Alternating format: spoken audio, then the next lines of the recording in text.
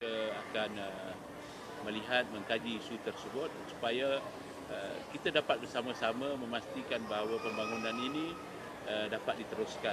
Jadi kita tak nak ada yang gagal disebabkan kita terlampau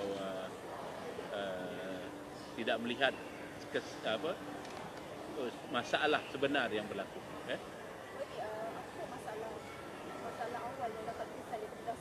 Okey, masalah dia apabila kawasan seperti di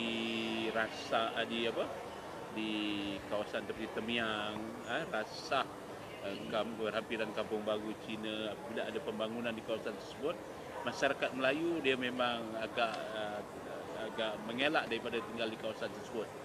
Begitu ya. Jadi apabila kita meletakkan syarat itu, memang sukar untuk mereka menjual perumahan-perumahan tersebut. Jadi kita melihat bahawa kita harus mengkaji semula dan ataupun kita akan melihat juga pandangan-pandangan supaya kita dapat membaiki keadaan.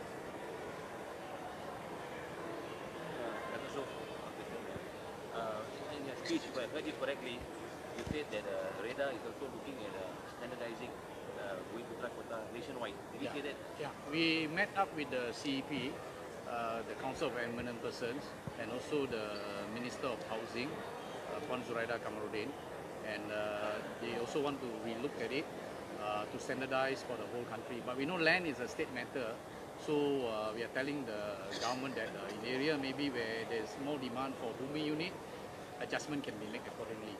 But then otherwise it's standardized 30%, and there should be a transparent release mechanism. Yeah. Because when things are transparent and it's structured, then a lot of this case-to-case basis cannot be used, and then leakages will not happen. So I think Yang Muhammad said very correctly just now that we need to work together to, after engaging all the stakeholders, to come up with a policy that is a win-win for all. Otherwise, for developers like in Negeri Sembilan, I think we are holding close to 300 to 400 million of unsold Bumi Putra products. And in an area where there is less Bumi Putra residents, demand would definitely be less. So we hope that this can be looked into. And I believe that most developers, in fact we've got developers doing in Jelebu, Batu Kikir and all this, they're probably selling 90% to Bumi Putra. So the reverse is there. So you don't have to worry because the housing keep being churned out. But if the developers hold on to a lot of stocks, it will affect their financing ability to pay to the bank. So what did the percentage did REDA propose for Bumi Putra? 30% nationwide. 30% nationwide. But certain specific adjustment can be made for areas. But anyhow, if you fix at 30%, in area like example we have like in KL, let's say in Ijok and all this, where demand for Bumi Putra is much higher, most developers sell 90% to Bumi Putra, even though the quota fixed by the state government there is 30%. Otherwise, if a Bumi come and buy, the developer won't be so silly that he doesn't want to sell. And now it varies from how many percent to how many percent states? Okay, some of the states like in Malacca, outskirt area is probably 60%, but in 60%. But in most of the urban areas, all 30%. And would you have the national figure for unsold Bumi? We actually have, but then the thing is like different area has different stocks that's now overhang. If you look at the total national figures released by NAPEC, a big portion of unsold properties are actually Bumi Putra units. We met State REDA the other day, and even they were saying there isn't a transparent release mechanism. I mean, it varies, you know. Yeah. So REDA, but now we are advocating a transparent release mechanism for all the states. Because currently we only have it in Penang and Selangor, which is actually previously ruled by the Pakatan government.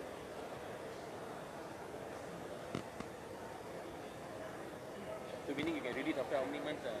That one I think we will engage with Yang Muhammad and the state government for Negeri Sembilan specific. Okay. But we welcome the statement by Yang Muhammad just now. Kita akan kaji semula dulu. Kita melihat negeri-negeri yang telah melaksanakan. Kita lihat bagaimana pelaksanaan tersebut. dan kita tidak ingin melihat satu masalah berlaku selepas itu. Dan kita juga tak nak rakyat memaklumkan bahawa kita menjual kota bumi putra, dan kita kena ada black and white, kita kena ada tabungan yang mana, jadi rakyat boleh tanya selepas itu kalau kita buat release pun duit tu ke mana, ataupun apa yang kita perolehi selepas itu. Jadi ini yang kita harus buat. Kita tak nak apa yang berlaku di Johor berulang ke negeri lain. Jadi kita tak nak kuasa tersebut berlaku macam tu. Jadi mungkin kita kena tubuhkan satu lembaga untuk pastikan bahawa benda-benda ini berlaku dengan baik. Contoh kalau kita Melaka tak lagi some urban rural areas for 60%. That's the old policy. Negeri 50, right? No, that's the old policy. Yeah. So all the states are actually coming up with new policy. Like Yang Mama say, we look into the dasar perumahan in a more wholesome manner. Engagement with all the stakeholders. I think we are advocating it with all the states. So in the suggestion we gave to CEP and also the Minister of Housing, we are putting that into the proposal as well. And also last Saturday, REDA Institute actually launched an index and some of the issues regarding affordable housing. So I think if you refer back to your KL colleagues in the press, you probably can get those released as well.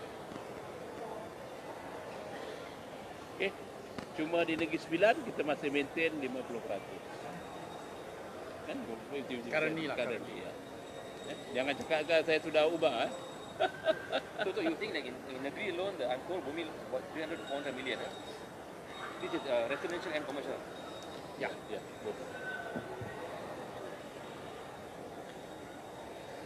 So you want something about the central Central Data Agency. Centralized data agency. You see, the problem now today is that most developer buy land and launch property based on a lot of gut feeling, and also maybe they engage a consultant, and then the consultant put up a feasibility study, and then they will launch it. But we are advocating, because we got all the data available from Department of Statistics. They do regular household survey for specific area, household size, and then the land office has and the state government will have data on land that's been converted.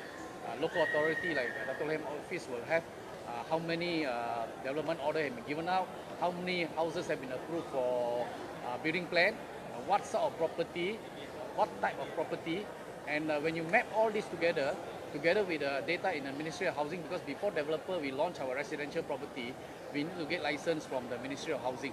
So the Ministry of Housing has a quarterly report from all developers. We have to submit, otherwise we will be blacklisted. So all the units that have been sold. So if you add up all this data together, we will know in which location, how many units are being approved, how many units have been launched, how many units have been sold. So if a developer knows that this area has a lot of unsold property, developer will not go and do anything more. So it will prevent further overhang in that location. So we think that this is a very good idea, which is undertaken by Ministry of Housing. So Ministry of Housing has taken up this idea, and maybe in the few years' time, you will see this data coming out from one agency. Because today the NAPIC figures are actually sometimes off the mark. I use the word off the mark. Because not all developers submit to NAPIC. That's the problem. So under this proposal, all developers will be compelled to. Yeah, they have to compare. No, they for now they already, those with license, they every quarter have to submit to Ministry of Housing. So now if we add on the upstream data, then it becomes a very comprehensive data, because you know the income of the people there. Assuming the income of the people there is only 3,000 a month, you're going to be launching a $1 million house. And this agency will be based at the Ministry of Housing. Ministry of Housing, we are advocating this as well. The other I mentioned just now is actually the gazetting of structure plan, because a lot of urban towns, structure plans are not gazetted. So a lot of time, again, the Council of Eminent Person also wanted to know how come certain people, certain developers can get plot ratio or density more than other people. So to prevent all this, I think a good thing is to gazette all the structure plan, and then maybe before we gazette it, all the stakeholders do a complete study to optimize land usage. I think these are all issues that we will discuss with Yang Amat Berhormat at the state level for Negeri Sembilan per se. Then we will move this forward in a very structured manner. You cannot do everything overnight. Ya. So we welcome just now Yang Muhammad say that we always engage with radar, and